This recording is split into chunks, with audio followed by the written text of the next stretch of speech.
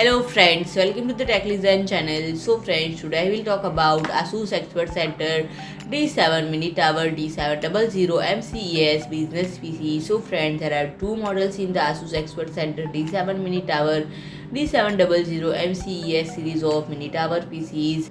And friends, this CPU is equipped with an 11th generation Intel Core processor and employs a unique multi-channel cooling system. And if you use the specific application MyASUS, you may modify the operation of the system, fan base, on workload, improving PC performance while suppressing noise. And friend, the product selection include the Core i7-11700 with 32GB memory and Core i5-11400 with 16GB memory, as well as 512GB NVMe SSD for storage. And it also enables high load processing including illustration, video editing and 3D modeling. And friend, it also has a full set of connection including 11 USB ports including USB Type-C and older interfaces for transmitting data such as smart cards and SD card readers, serial connectors and parallel ports, and it can be used for a variety of things. And friend, the operating system comes pre-configured with Windows 11 Pro as well as a USB keyboard and mouse. So friend, if you like my video,